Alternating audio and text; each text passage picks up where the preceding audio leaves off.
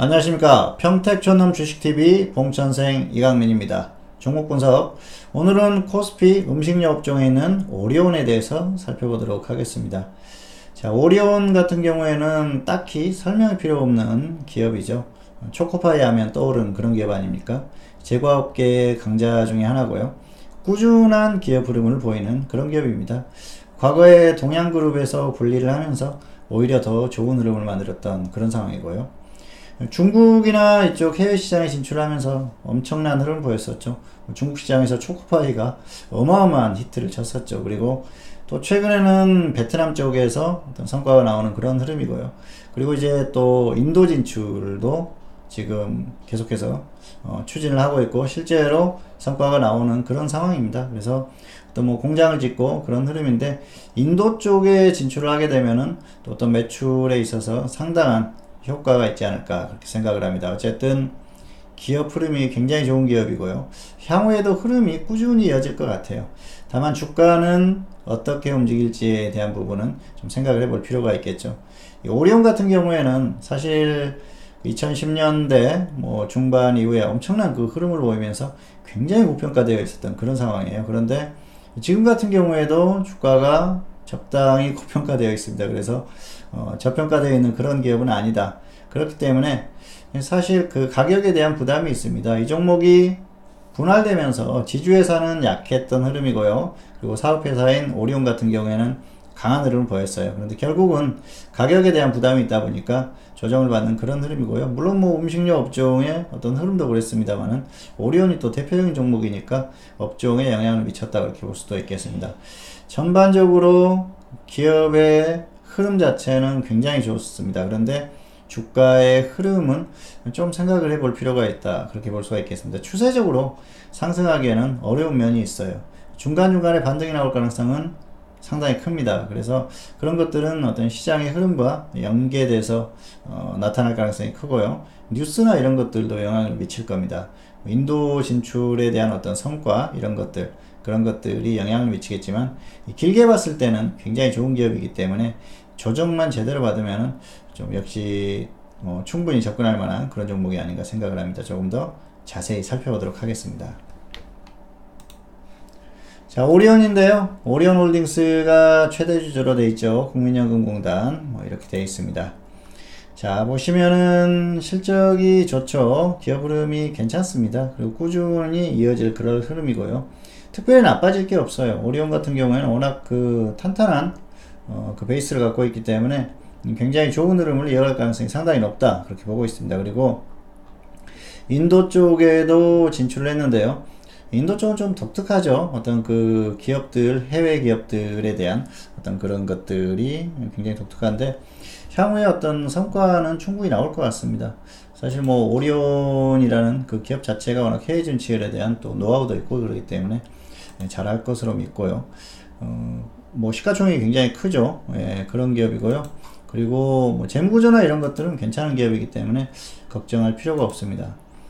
자, 최근에 흐름을 보면은 기관은 꾸준히 매수를 하다가 이제 그 어느 정도 좀 정점에서 내려오는 흐름이죠. 그게 뭐 작년 올해 1월 정도 됩니다. 그리고 외국인들은 매도를 계속해서 하는 흐름이에요. 그렇기 때문에 주가가 계속해서 가기가 좀 어려웠던 흐름이었다 볼 수가 있겠고요.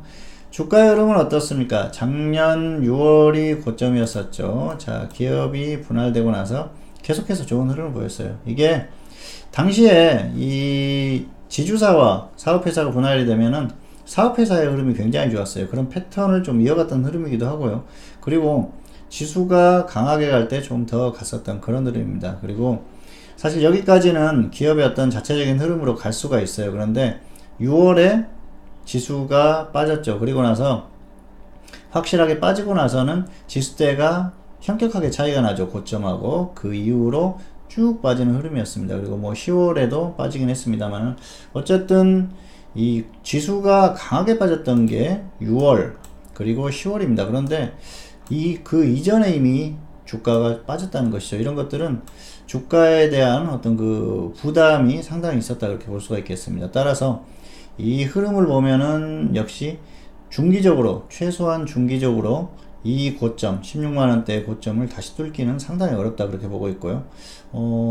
근처에 가기도 어려운 흐름이 아닌가 생각을 합니다. 자, 최근의 흐름을 보면은 사실 그 올해 들어서 지수가 반등을 했지 않습니까? 그럼에도 불구하고 주가가 빠져요.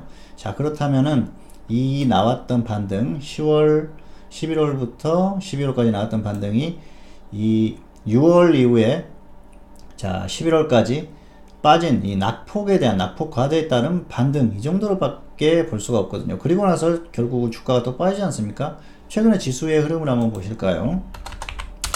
자, 어떻습니까?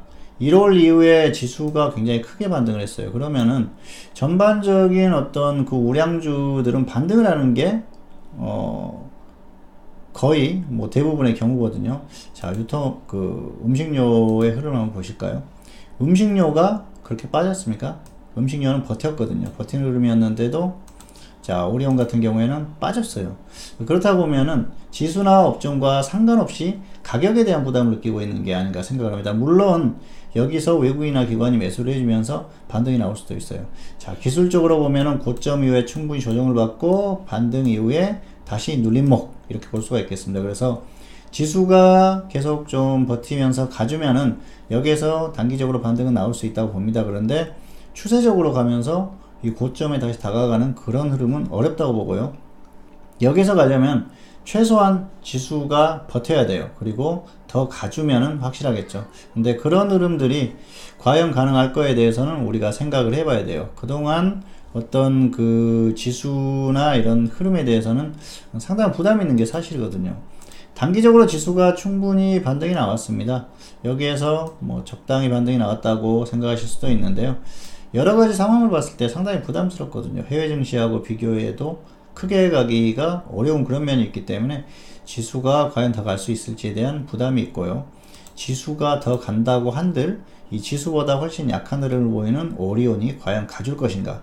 그런 부분에 대한 해답은 수급이 말을 해주겠죠. 그런데 단기적으로 수급이 좋지 않아요. 기관도 꺾이고 또 외국인들은 역시 그냥 매도하는 흐름, 거기에 개인들이 열심히 매수를 하고 있죠.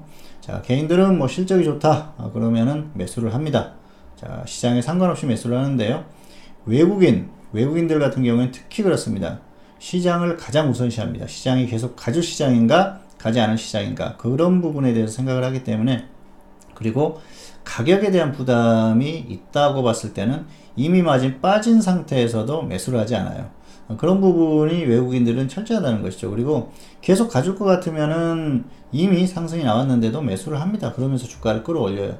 그런데 지금 여러 가지 패턴을 봤을 때는 최소한 외국인들의 수급을 봤을 때는 계속 갈 거라고 생각은 하지 않는 것 같다. 그렇게 볼 수가 있겠죠. 그래서 굳이 여기에서 뭐 지수가 이미 반등이 꽤 나왔고 한 상황에서 여기서 접근하기에는 좀 애매하다는 것이죠. 물론 단기적으로 접근해 볼 수는 있습니다. 단기로 접근을 해서 반등이 나와주면 좋고 아니면 손절 짧게 이렇게 매수해 볼 만한 구간이에요. 가격적으로는 조정을 받았기 때문에. 그래서 매수하는 게 나쁘다는 건 아닙니다. 다만 최근 어떤 그 수급적인 흐름이나 그리고 지수의 위치 이런 것들을 생각했을 때는 확률적으로 여기에서 매수를 해서 성공을 거두기에는 조금 어렵지 않나 그렇게 생각을 합니다. 그리고 지금 애매한 상황이라는 것이죠. 시장이 계속해서 갈 것 같으면은 충분히 매수할 수 있는 상황이지만은 그거에 대한 장담을 하기가 어렵기 때문에 이 지수와 상관없이 가격적인 부담을 느끼면서 하락했던 이 종목을 우리에서 접근할 필요가 있을까, 그런 생각을 해볼 필요가 있을 것 같습니다. 그래서 차라리 잘 움직이는 뭐 개별주나 이런 것들을 접근하는 게 나을 것 같고요. 오리온 같은 경우에는 가격 조정을 더 받을 때까지 기다리는 게 나을 것 같습니다. 자, 시장이 일단 계속 갈 것 같지 않다는 가정하에 이렇게 말씀을 드렸고요. 오리온은 굉장히 안정적인 기업이에요. 그리고 한번 탄력을 받으면은 굉장히 크게 갈 수 있는 기업이기 때문에, 자, 이 오리온 같은 경우에는 꾸준히 관찰을 하시다가 지수가 정말 크게 빠졌을 때 음식료 쪽에서 좀 그 탄력 있는 종목을 찾는다 하면은 역시 오리온도 생각을 해볼 필요가 있다, 그렇게 말씀드리겠습니다. 자, 일단 단기적으로 전반적인 여러 가지 상황을 봤을 때는 기술적인 악폭의 과대에 따른 단기적인 기술적 반등 정도는 나올 수 있습니다. 그런데 추세적으로 가기에는 역시 수급이나 여러 가지 이런 상황들이 받쳐주지를 않는다. 그래서 중기 투자하시는 분들은 매매를 하지 않는 게 좋을 것 같고요. 단기 투자하는 사람들은 들어가서 손절 짧게 보고 수익도 짧게 보는 이 정도는 가능하다. 이 정도로 설명을 마치도록 하겠습니다. 자, 오늘은 오리온에 대해서 살펴봤고요. 저는 다음 시간에 다른 종목으로 찾아뵙도록 하겠습니다. 감사합니다.